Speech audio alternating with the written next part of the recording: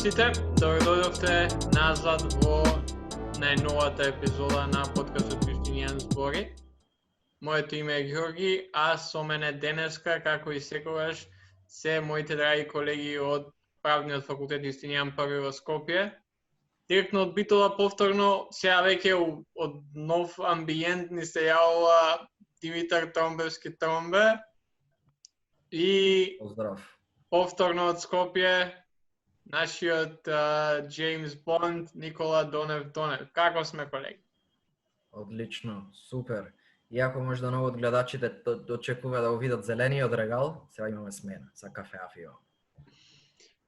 Да, добивме неколку пораки за зелениот регал дека им фали на гледачите, така што те молам, барем пред да се вратиш у Скопје, направи напори таму да снимиме, пошто Обавезно може и ќе го донесам во Скопје ако треба. Само нека има фидбек од гледачите, другото е лесно да се направи. Или евентуално virtual background. Ќе сликам и ќе поставам. Па гледај, јас сум моментално у Бостон. Ги гледам моите Бостон Ред Сокси кои што се најлоши у цела лига.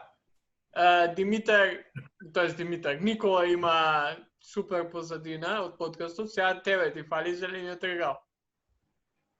Да, ќе средим и то некако, ќе направиме некоја мучка. Добро, денеска имаме големо, како на македонски, големо соопштение, Известување. известување. Ќе збориме, тоест ќе дадеме апдейт и ќе збориме за што се најновите новости за трите теми за кои што последно зборавме.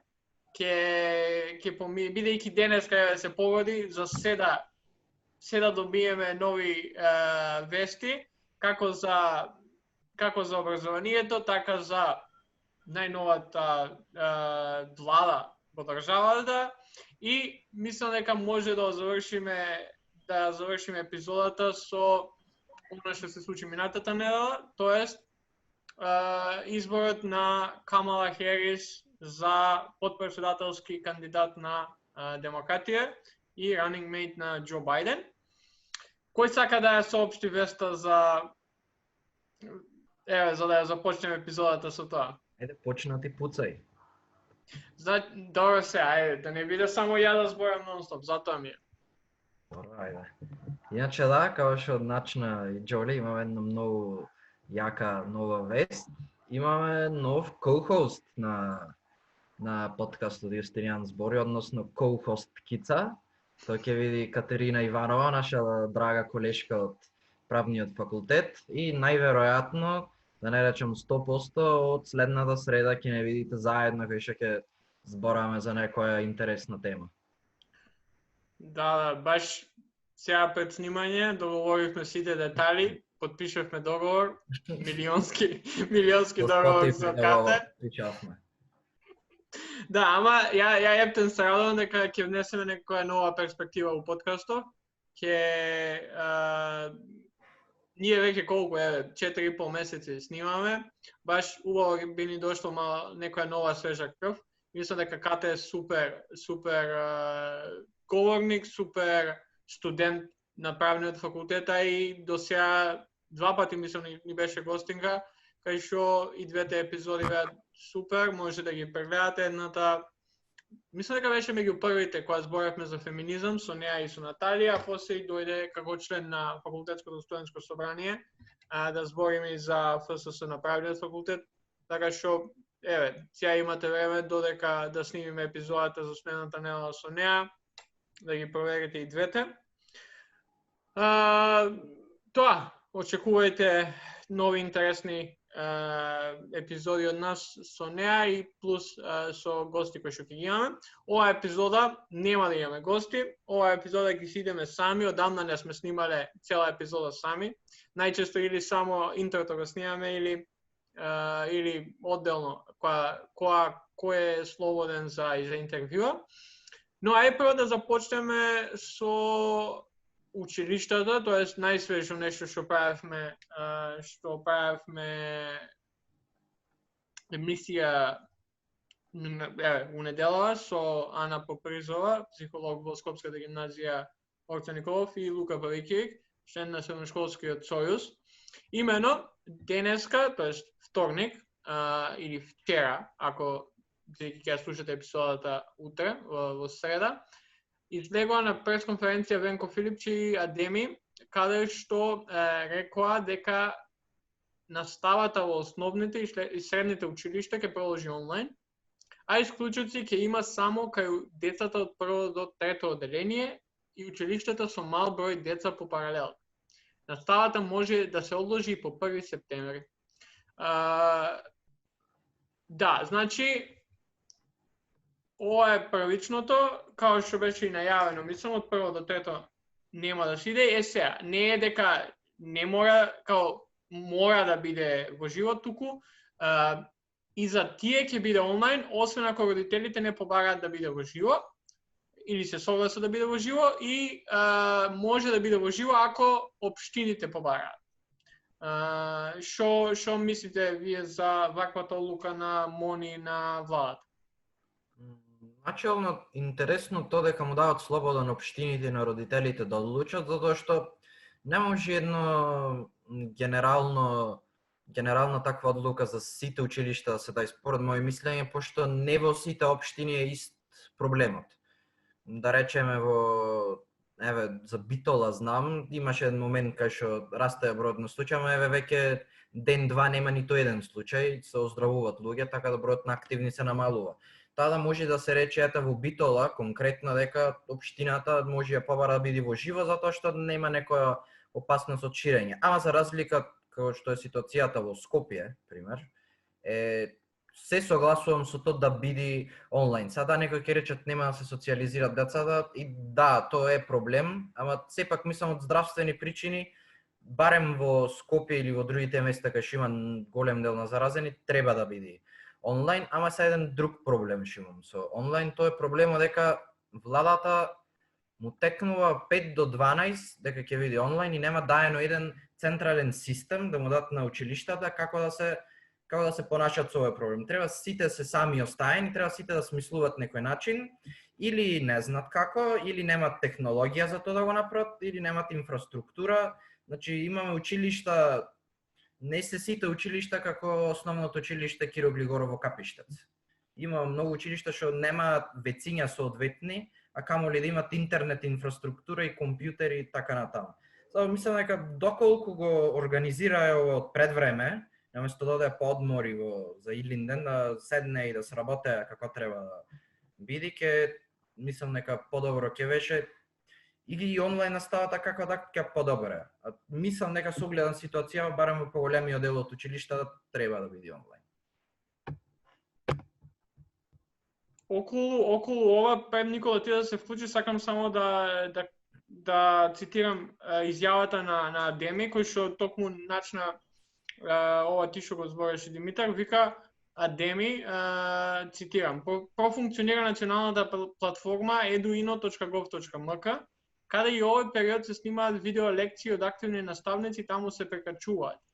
Во периодов што следи ќе има теми и материјали во согласност со наставната програма, која треба да се обработи во првото тромесечие или полугодие од новата учебна година. И потоа тој продолжи и рече дека во соработка со Министерството за администрација и информатичко општество се работи, значи уште не е готова, на една и единствена национална платформа, која, вели тој, ќе биде во функција на сите училишта за да организираат настава.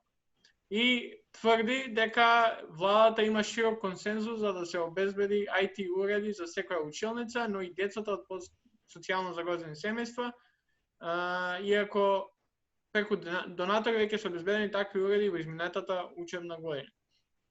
Значи, уште нема ништо, се работи као и до сега што се работеше, уствари чека не. Се идеше на избор. Идејата му е одлична, значи тој што сака да постане топ, ама не се прави сега. Сега не се почнува со тоа. Не се прави 18 сме денес, епизодата ќе биде на 19 на 1 септември или 15 септември, кога и да е, треба да почнат со наста еден месец, не е доволно време за се тоа сега да се почнува. Може би одлуката општените, иако мислам дека треба да се сведе на ниво на училиште, дали ќе отпочне настава во живо или не, пак е проблематично затоа што најголем дел од училиштата едноставно немат инфраструктура за да применат било каква национална мрежа за онлайн далечинско учење, затоа што едноставно немат пристап до интернет. Али мислам дека е окей тоа што дозволиле наместо да се оде на all-in-one решение за цела држава, што дозволиле на општините да се првично да се консултират со училиштата и после да одлучат. Да, тоа мислам дека баш за тоа зборевме минатата епизода, кај што не можеш да идеш или ќе идеме сите онлайн или ќе идеме сите во живо и тоа го поздравувам одлуката на Мони на владата.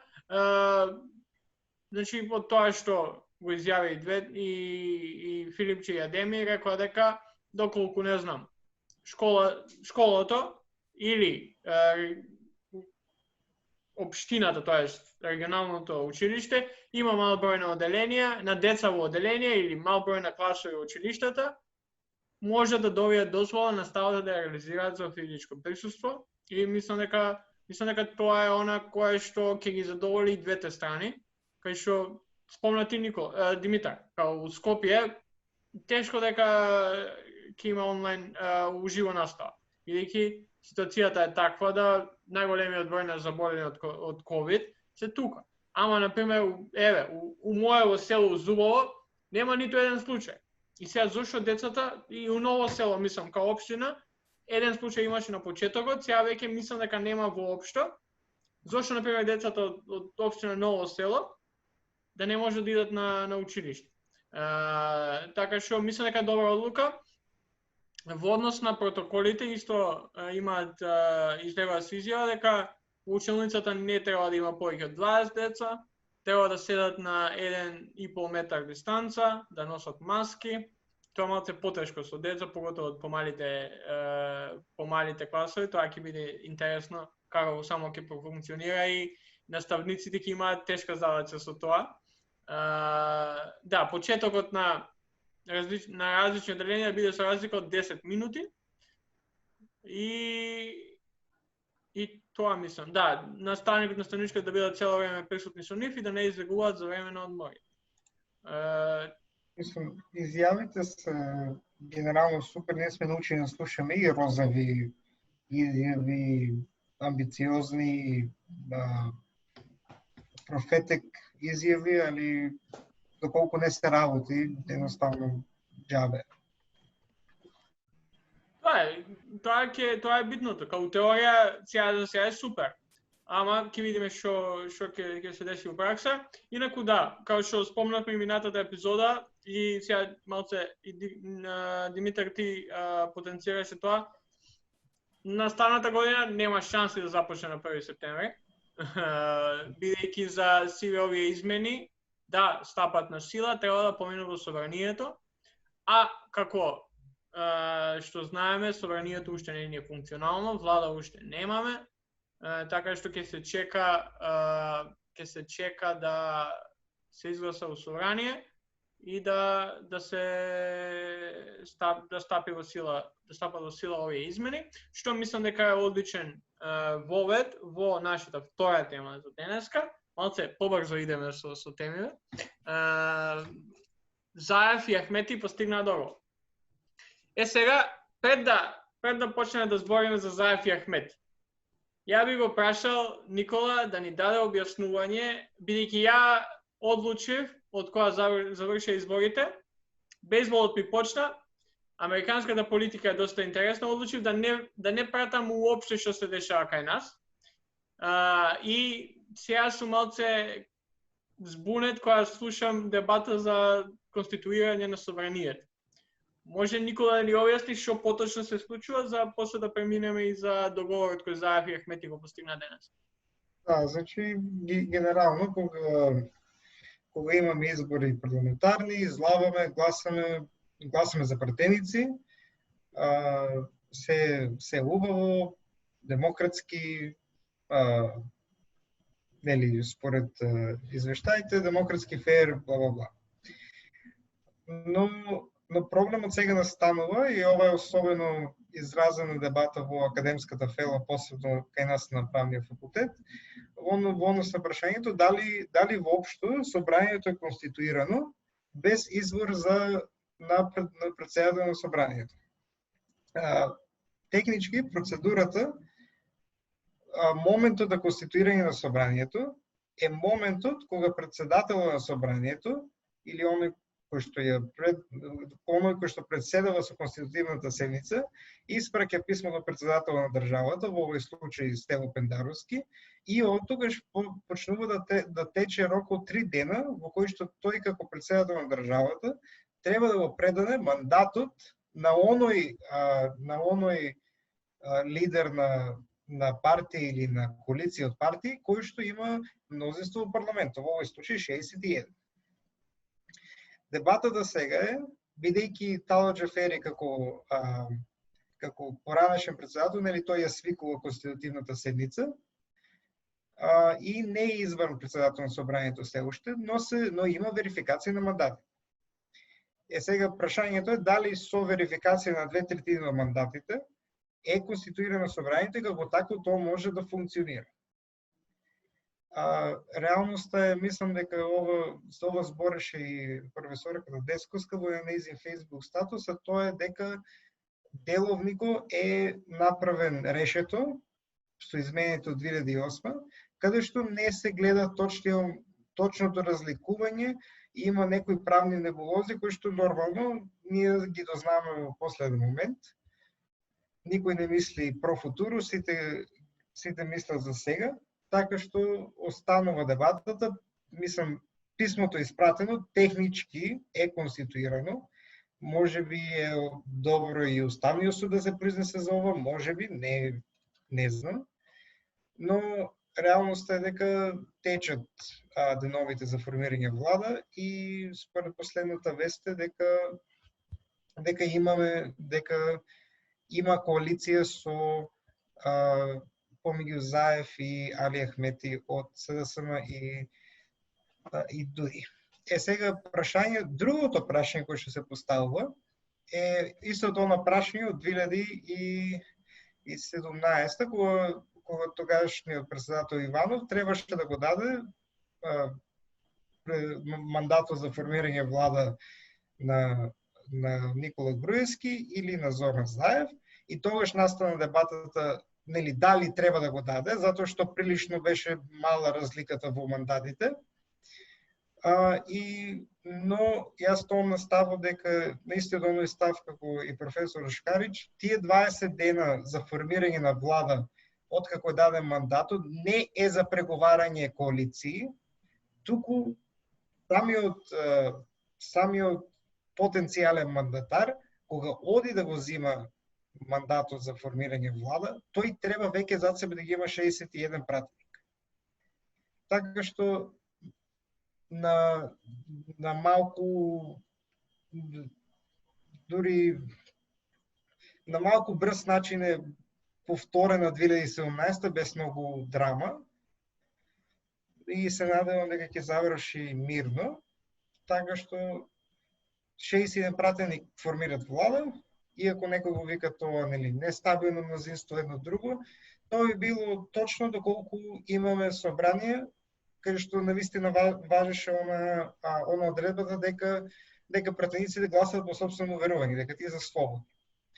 Реалноста е, ние има длабоко партиска лојалност, длабока партиска подвоеност во собранието, така што 61 пратеници е сосема доволно на една влада да се функционира 4 години, што нормално кај нас нема да биде 4, бидејќи секако ќе излезе нешто. Јас не се сеќавам кога последен пат кога сме имале редовни парламентарни избори без она вонредни. 2006. Кога? Да, 2006. 2006. Сега најновата вест, не знам Георги дали си слушнал, а тоа е, Ајде. нели, и покрај, чекай сам. Може и пред да кажеш за мандатот нешто за Пендаровски, ја спомнам. Ајде, може. Пред да продолжиш, Никола, да спомнам за мандатот и да, споредбата со 2017. Работата беше дека до 2017 немаше некои така тесни избори за давањето на мандатот да биде ставен под прашање и си продолжи таа традиција на давање автоматски на мандатот на тој што има најмногу гласови, без при тоа да има 61 пратеник. Сега што се случи, мислам дека малце поднаучи од лекцијата од 2017, зашто добро запазив што кажа Пендаровски. Пендаровски кажа дека Заев ме увери дека има 61. Значи, технички тој вика дека наводно Заев имал осигурано 61 пратеник и како врз основа на тој основ, односно предпоставувам вербален разговор со оглед на тоа дека го уверил дека имал 61 пратеник, врз основа на тоа му го дал мандатот. Според таа изјава би можело да се цени дека не е туку така даен. Иако најверојатно е туку така даен, ама гледајќи ја, слушајќи ја изјавата, дава некоја слика дека е правно по-чиста ситуацијата.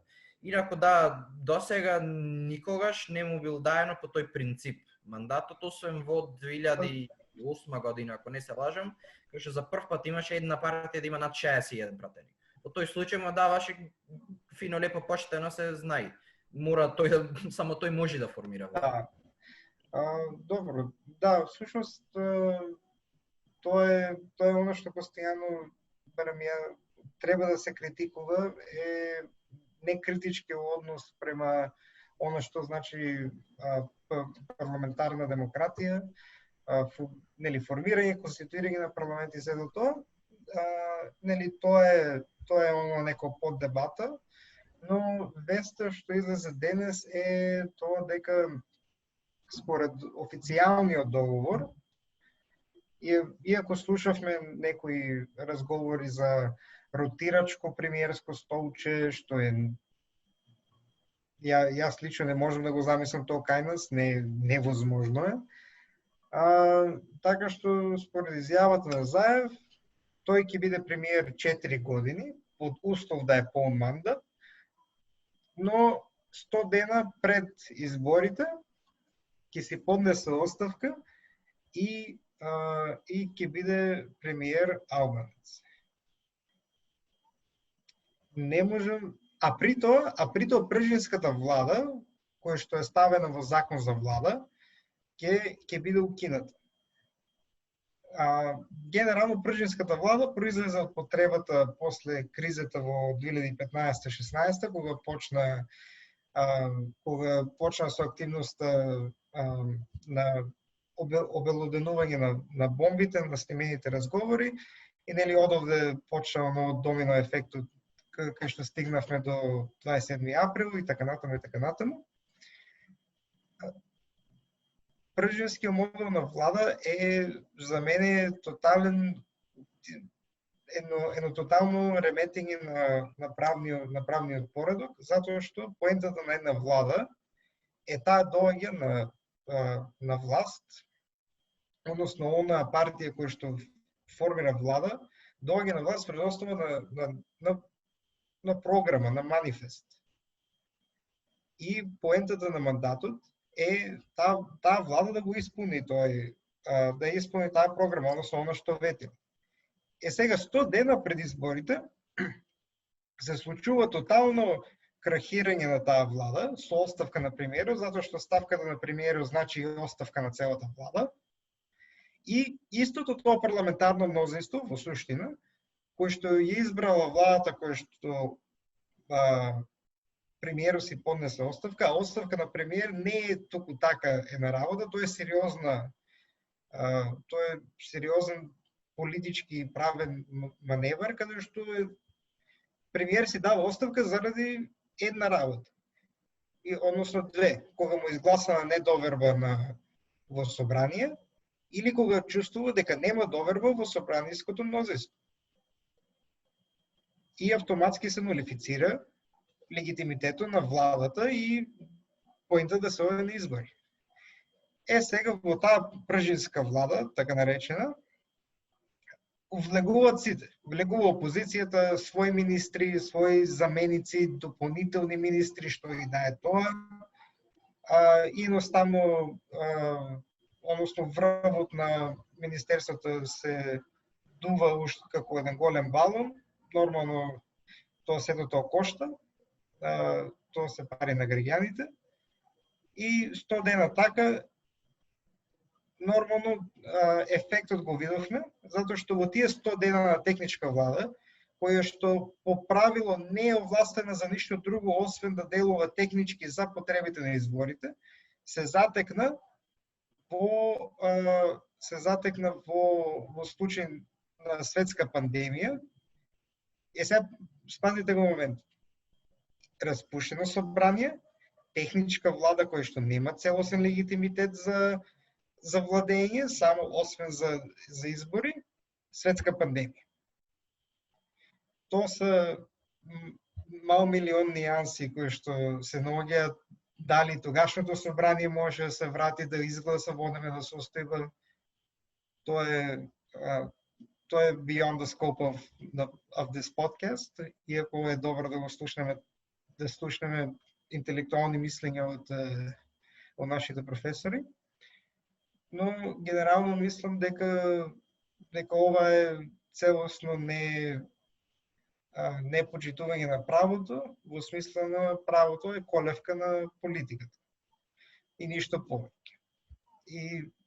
И токму тоа е проблемот на нашата држава, каде што некритичкото осврнување на правото и користењето за политички цели на крајот доведува до ситуација 30 години буквално да изиграваме како на импромпту представа. Секој си прави што сака, секој си кажува што сака, секој си глуми што сака и на крајот нити се знае кој пие, нити кој плаќа. Да, мислам дека не би се согласил со тоа сега што го каже и е добар увод во изјавата на Заев денеска и на Ахмети по нивната последна средба. Да, мислам, со Димитар се согласувам која рече дека ситуацијата не е иста како 2017. И гледаме сега, после само 4-5 дена од како му беше даден мандатот на Заев, излеваат во јавноста и кажуваат договорот е постигнат. И сметам дека и пред од дењето на Заев кај Пендаровски да го земе мандатот, имало договор помеѓу ДУИ и СДСМ и плюс ДПА, пошто и ДПА ќе биде дел од коалицијата во владата, но не биле финализирани кој ќе биде премиер, кој ќе биде министер за ова, министер за она, така што сметам дека има некоја разлика во цела оваа ситуација, што може да се каже дека е некој напредок, дека сега побрзо се договориле, иако и за тоа им требаше повеќе од месец дена, бидејќи изборите беа на 15 јули. Значи, цел месец после тоа ние добиваме некој си договор за постизборна коалиција, но не се во изјавата не зборија за ресори, не зборија кој каде ќе биде и кој министер ќе добие.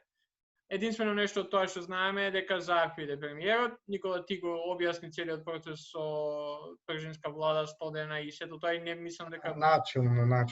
Да, значи, ама тоа е бидејќи Заев мислам дека не објасни убаво како сето тоа ќе се одбива. Правнички гледано, бидејќи политички е окей, као на 100 дена Заев си дава оставка и после нов премиер. Ама тоа у пракса ќе биде тоа е веќе дел на политички преговори, иако мора да се каже дека реакцијата на Села и Гаши е малце загрижувачка, со оглед на тоа дека тие го викаат овој договор за нова влада и едноставно измамнички. Затоа што а другите партии од албанскиот блок се доста сензитивни кон прашањето на Дуи. Да, ама мислам дека и Гаши и Села и целата таа коалиција околу Алијансата не може да се померат со фактот дека изгуби. Тоа не знам и ја како да си го објаснам, као изгубија, има голема шанса да го победат Дуи, ама не успеа. И сега бројките се ти. Заев не можеше да прави коалиција само со нив, бидејќи левица никогаш немаше да иде у влада со нив, а оние нели спекулации дека еве Заев купува пратеници од ВМРО, на крај се испоставија неточни, бидејќи и да пробал не успел. И секоја реакција на Алијансата и на алтернатива е окей, сваќаме, човек, никој не го сака Дуи. Мислам дека не е контроверзно тоа да се каже. Тоа е јавноста кај нас, тоа е. Ама, не може да не се каже дека Дуи е најголем победник на изборите. И као таков нормално ќе биде у влада. Алијансата и алтернатива има преголема шанса, ја прокоцкаа, не успеа, ќе си бидат у опозиција. И толку. Не само што ја прокоцкаа, туку да каже најголем победник, пошто дефинитивно Дуи стратешки најдобро изигра од сите. Тие можат да се солти колку и да сакат и со право ќе видат солти, пошто Дуи ги надмудри. Успеа Дуи од колку беа 9-10 пратеници имаја претходните избори до сега да имат 15-16 колку и да имат, не знам, апсолутно небитно, голем скок на пратеници, а сепак не ги сака народот. Нити албанците, нити македонците, никој не ги сака и упорно добиват избори пошто стратешки знаат како да изиграт, да разбират политиката како функционира. Али Ахмети е македонскиот Мич Маконел. Апсолутно знае се како функционира. И овие беа комплетно надмудрени, со тоа албанец премиер апсолутно ги надмудри и нема што да направат сега, изгубија тоа, нека се соочат со тоа, нека се бидат опозиција и за следни избори нека му текне, нека се занимаваат со нека побитни прашања. Има села албански градови кај што канализација нема, уште тие се занимаваат со премиери, кој ќе предложи премиер, кој заменик премиер, кој министер за надворешни, внатрешни, што и да било, албанец, турчин, што и да е. Да се тргнеме од такви политики, да почнуваат да размислуваат за сериозни проблеми што ги имат албанците, дури тогаш може ќе видат позиција. Тоа е мислам пак на таков потек се спремни само државници, а ние имаме само политичари. Точно. Да, мала шала, ама затоа не треба Бранко Црвенковски пак. Не баш, али...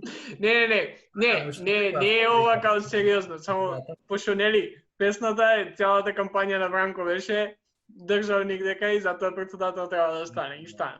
Ама,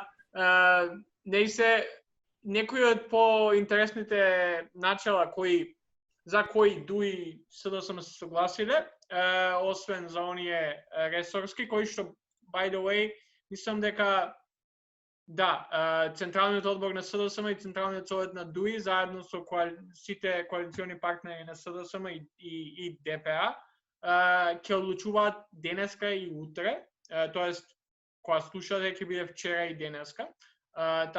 Тогаш ќе излезат, не може сега ние да спекулираме, има многу кои што се шпекулираат и не би лиферувал такви шпекулации, се додека не добиеме ништо официјално. Но некои интересни работи кои што ги има во изјавите на двајцата претседатели на партиите се дека ќе се работи на моделите за намалување на обемот на администрацијата за 20%. Никола тоа го спомна, ќе се укине пржинската влада преку измени во законот за влада, ќе се работи на промена и унапредување на изборниот модел веќе за следните локални избори. Тоа ќе биде интересно што ќе се случи. Зборуваат за зајакнување на инспекцијските служби и повисоки казни за градувачите, заштита на животна средина, отчетност и кај ова што го видов интересно, а тоа дека нема да имаат министри за ресор. Без ресор. Без ресор. Да, без ресор. Само ќе има вице-премиери. Тоа ми она малце по... да, во владата нема да се предлагаат министри без ресор, со исклучок на вице-премиерски место. Добро, и вице-премиерските места се доста контроверзни, но пак некако, како што ти кажеш, овие принципи Голема ми се... логика за вице-премиер отколку за безресор министр. Добро. Мислам, како што ги слушам овие принципи од тебе, ми се чини како некоја повисока форма на Хегелова диалектика, али ќе видиме како ќе биде. Да, и знаеш, тие овие работи ги слушаме веќе неколку години, неколку децении, и се надевам дека ќе се остварат, дали верувам дека сигурно ќе се остварат, не баш, ама ајде, ова е што е, ја реално немам никакви очекувања во моментов, не сум среќен за оваа владина коалиција, иако сметам дека подобра не би имало, бидејќи резултатите на изборите беа такви какви што се. Не, види, секогаш е можна подобра коалиција, но само меѓу граѓани, меѓу да не кажувам епитети, не може да има граѓанска коалиција. Тука секако се согласуваме, тоа е. Ама пак ќе кажам, живееме во реалност која е создадена на изборите на 15 јули. Ние што сакаме, не можеме ние сами да си правиме приказни или да си составуваме влади и да правиме што сакаме. Изборите се тие, резултатите се тие, признаени се од сите. We gotta move on. Moving on, ќе видиме како и што ќе биде на локалните избори следната година. Добро, што се признаени. Може и да не се признаени, имавме едно 5-6 избори со ред кај што некој нешто не признаваш, ако не и се не признаваш. Ама за ова што и кажа работите што викат инспекцијски надзор, намалување на администрација, ако го стварат тоа, се actually добри идеи. Пошто администрацијата веќе ни е гломазна. Колку што знам некој, не ме држе да се зборзувам, а колку што знам од прилика имавме 200.000 административни работници, тоа е на 2 милиони жители, или скоро 2 милиони жители, а Канада па од друга страна има 350.000 до 400.000 административни работници над 20 милиони народ. Што споредено со Канада е огромна разлика по глава на жител, кај што има административни работници, значи треба да се поднамали малце. А то за инспекторато му е добра идеја ако ја остварат, ама благо сумњам нека ќе остварат, пошто Министерството за животна средина и просторно планирање е едно од најкатастрофалните, не знам како да ги опишем, ништо не работат. Тие и образование катастрофа.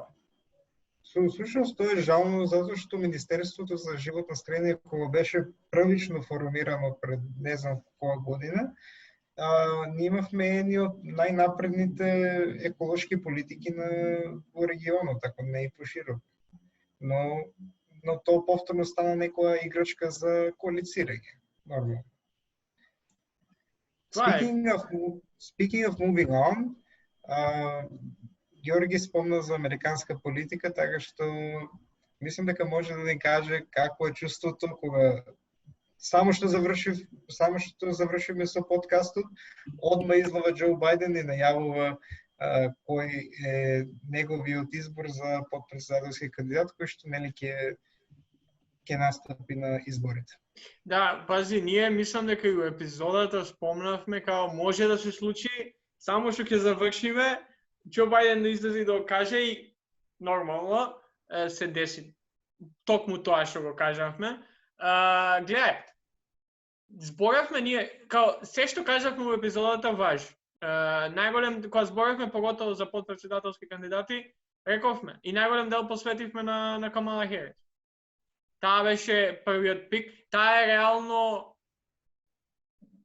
решението кое е најочекувано, као не знам, ја лично не можам, као уште толку не можам да ја поднесам сега веќе целата ситуација и кампања на Џо Бајден, бидејќи едноставно Камала Херис е некој кој што не дава ништо за прогресивното крило на партијата или у Америка и нема многу да промени, поготово нема да го промени мислењето на, не знам, Кајл Колински или на луѓе како него кои што и пред таа да биде избрана не би гласале за Џо Бајден, иако се подржувачи на Берни Сендерс. И иако Берни Сендерс со цел негов иако Берни Сендерс го поддржува Џо Бајден и иде у кампања за него. Од таму, настрана тоа, мислам дека уствари не знам што да мислам. Камала Херис ја сакаат the big banks, Камала Херис ја сакаат големите донори од Silicon Valley и Камала Херис ја сака естаблишмент. И затоа Камала Херис е подпредседателски кандидат на демократите и најверојатно кандидат за председател 2024. Ја од тоа највеќе се плашам. Тоа ми е единствено on the top of the list, кој што не сакам да се деси, ама најверојатно ќе се деси. Не сметам дека ова менува многу. Реториката на Трамп уште продолжува, као Џо Бајден е марксист, тоест Камала е марксист, а Џо Бајден е повеќе лево од Берни Сендерс, кој што е инструмент на левичарите. Не знам, ја не можам да си го сватам. Иако и двајцата, и Трамп и Џо Бајден, доколку било кој од нив победи, пак ќе бидат најстарите, така што дефинитивно сигурно си мислат во калкулациите, нели, што ќе се случи ако нели не е во можност да изврши председателската функција, затоа што возраста си носи одредени импликации. И мислам дека Џо Бајден отиде на тоа да има релативно силна жена која што во Конгресу и покрај нејзините политички ставови како пронешен обвинител е доста добра ораторка. Знае каде да го погоди прашањето. И може би поради, ако е добар negotiator во Конгресот, да ги гради коалициите кои што реално Џо Бајден веќе откако стана подпредседател на Обама и отпосле престана да биде во Конгресот, така што најголем дел од конгресмените новите тој не ги знае. И многу е потешко да работи на градење коалиции кога не ги знае, затоа што нели таа внатрешна политика во Конгресот се гради врз основа на лични познавања и на буквално на дилови. Не, кажавме, извини, имат пред да ти да идеш, кажавме во епизодата, као единствено нешто кое што ја едва и чекам се дебатира на Херис и на Майк Пенс. Тоа ќе биде, значи буквално мислам може ние да направиме и watch party ако сакате, попкорн зијаме, пуканки, зијаме кола, идеме лайвстрим и гледаме дебата. Тоа ќе биде уживанција да се гледа како Камала Херис ќе го утепа Майк Пенс од сите страни. Сега, мора да се каже дека и Доналд Трамп ќе го утепа на Џо Бајден, така што ќе бидат equal. Тоа ќе биде интересно да се гледа. Тоа е. Освен ако не дојде до голема пресврдица и Трамп ќе избере Сара Пейлин за подпредседател. Па чекај, републиканската конвенција уште се нема десено.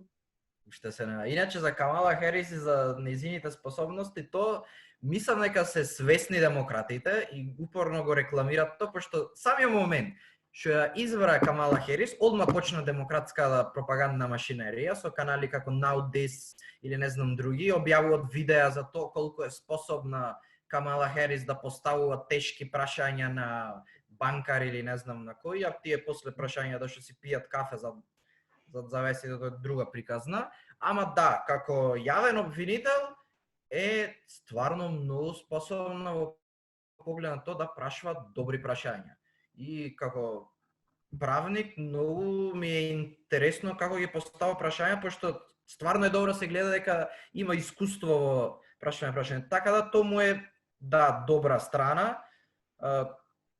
тоа ќе му се најде сигурно за во дебатата, ама како вајс президент нема некоја околност кај што треба да поставува такви прашања да се позитивни, ама од друга страна да, со оглед на тоа дека е сенаторка, ги знае, предпоставувам дека ги знае, вали да не е ко Џо Бајден сенилна да не ги знае колегите најзини. И со тоа сигурно ќе помогне за некој коалицирање, ако победи. Иначе, speaking of победување, сакам за нешто друго што видов сега да збораме, видов некои анкети, кај што за прв пат по долго време Трамп и Џо Бајден е на мала разлика. Колку што видов 8%, една анкета е разликата помеѓу Трамп и Бајден, да Бајден води, ама 8%. Прв пат по долго време падна испод double digits. Така да, ќе видиме, иде интересно. Да, и кога збориме за анкети, 538 излегува пред, мислам 2 дена беше ова, дека според нивниот систем на прогнозирање за победник, во 72 пати од 100 Џо Бајден ќе победи. Но треба да се каже дека идентични беа бројките и за Хилари против Трамп. Тоа и го зборевме минатата епизода. Анкетите не беа... Прашањето кој што треба да се одговори е што ќе победи? Мнозинството од гласовите или електоралниот колеж? Затоа што електоралниот колеж е тој кој што го бира председател. Да, мислам дека сега е поразлично од тоа што Хилари не водеше или и да водеше беше као margin of error во Мичиган, во Висконсин, во Пенсилванија. Сега Џо Бајден таму води со доста поголема разлика. Ако земеме дека на пример margin of error е, не знам, од 4 до 5%, Џо Бајден води повеќе од тоа. Тоа е една од разликите, но пак ќе кажеме, не знаеме што ќе се деси. Во моментов имаме Демократска партија и кампања на Џо Бајден која што секојдневно се обидува да им се допадне на републиканците кои што никогаш не би гласале за Трамп.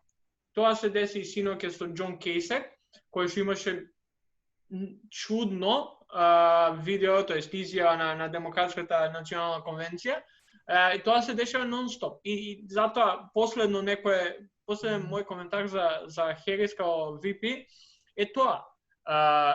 Поради Black Lives Movement или Black Lives Matter Movement, мислам дека демократија мора да стават некои кои што ќе ги уверат оние moderate, centrist или republicans, дека не забегуваат као овие марксисти од Black Lives Matter, кој што е тотално погрешна карактеризација и не знам, не би навлегувал во тоа, ама што ми е поентата.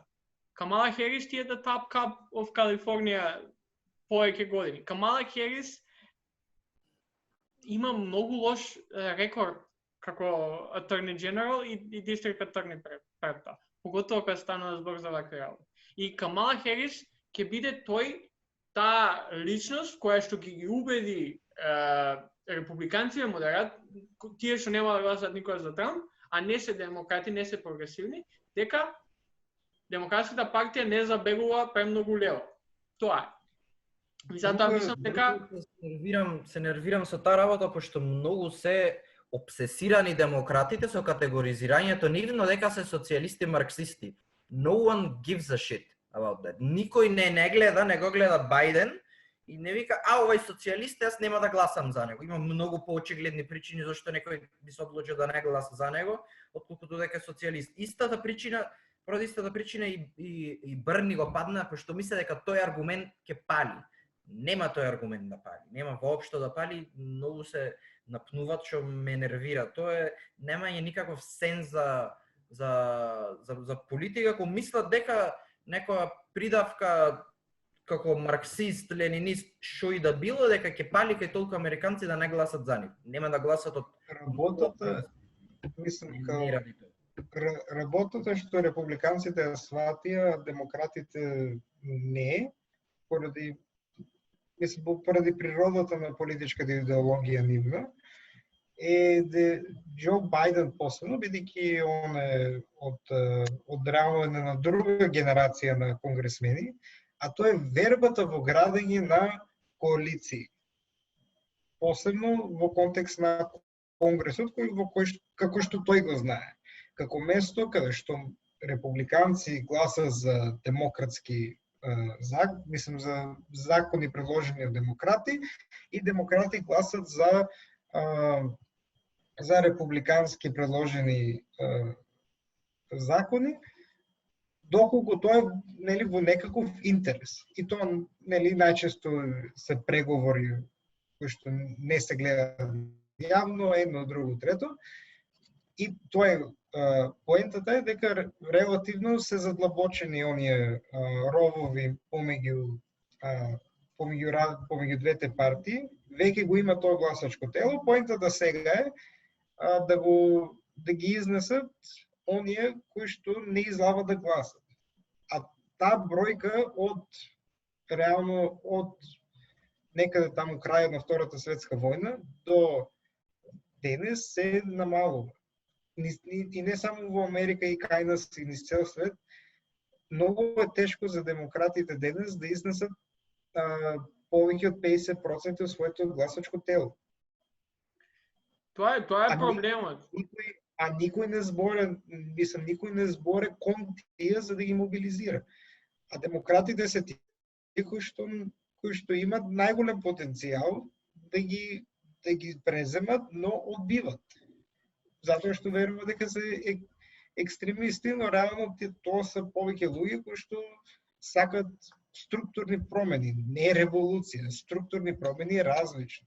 Да, и пази, едно што, например, Берни Сандерс во Европа би бил социјалдемократ at best, а да не спориме за радикален некој лево, а второ што ако некој повеќе се плаши од Берни Сандерс и The Squad и прогресивците као него, е Демократската партија.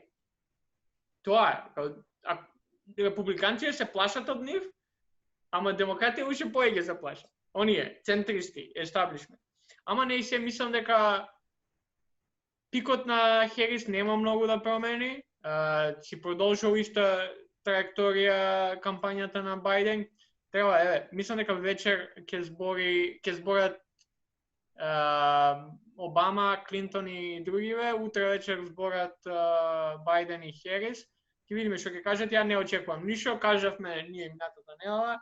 Најдобра тактика на Џо Бајден е да си седи сега у бейсмент, у висбата таму у Делавер и да му даде на Херис да збори за него.